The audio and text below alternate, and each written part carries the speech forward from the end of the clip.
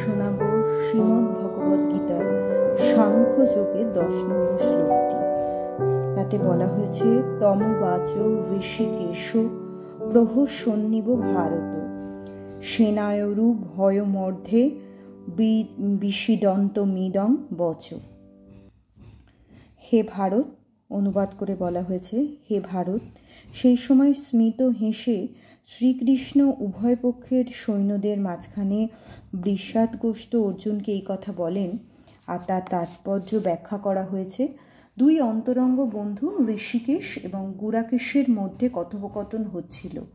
বন্ধু হিসেবে তারা দুজনেই ছিল সমপর্যায়ভুক্ত, কিন্তু তাদের মধ্যে একজন স্বেচ্ছাকৃতভাবে অপরের শিষ্যত্ব বরণ করেন। শ্রীকৃষ্ণ হাসছিলেন, কারণ একজন বন্ধু একজন শিষ্য হতে মনস্থির করেছিলেন। পরমেশ্বর হওয়ার ফলে সকলের প্রভুরূপে তিনি সবসময় পরম নিয়ন্ত্রক, কিন্তু তার সত্ত্বেও তিনি তার ভক্তের বাসনা অনুযায়ী তাদের বন্ধু, পুত্র, প্রেমিক হতে সম্মত হন। কিন্তু তার ভক্ত যখন তাকে গুরুরূপে বরণ করলেন, তিনি তৎক্ষণাৎ গুরুর ভূমিকা অবলম্বন পূর্বক গুরুবৎ গাম্ভীর্য সহকারে উপদেশ প্রদান করলেন।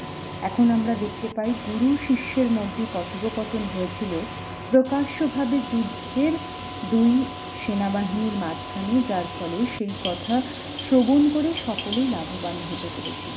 সুতরাং ভগবদ গীতার বাণী কোনো বিশেষ ব্যক্তি, সমাজ অথবা সম্প্রদায়ের নয়।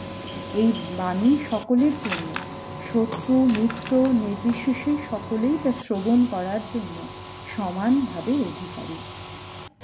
ভুল ত্রুটি মার্জনা করবেন, অনেক ভুল থাকতেই পারে, তবুও ভুলটা যদি কোনো ভুল মনে হয় আমাকে অবশ্যই কমেন্ট করে জানাবেন এবং ভুলটা ধরিয়ে দেবেন, সেই আশায় রইলাম। হরে কৃষ্ণ কৃষ্ণ কৃষ্ণ হরে হরে, হরে রাম রাম রাম হরে হরে।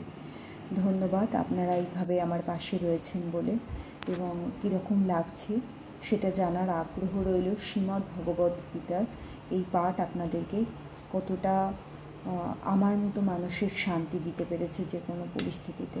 ধন্যবাদ, ভালো থাকবেন, সুস্থ থাকবেন। অক্ষরগম্ভ যোগে কয়েকটি একটি শ্লোক আছে, 8 নম্বর শ্লোকটা, সেটার কিছুটা তাৎপর্য আমি বলবো, একটু যদি শুনলেন ভালো লাগবে। এটা লাইনগুলো পড়েছি, আমারও ভীষণ ভালো লেগেছে। পরমেশ্বর ভগবানের নাম সমন্বিত শব্দ তরঙ্গের শ্রবণ কীর্তন অনুশীলন করার মাধ্যমে কর্ণ, জিহ্বা এবং মন ভগবান সেবায় নিয়োজিত হয়। ধ্যানের এই পন্থা অনুশীলন করা অত্যন্ত সহজ, তা পরমেশ্বর ভগবানকে লাভ করতেও সাহায্য করে। পুরুষোত্তম শব্দটির অর্থ হল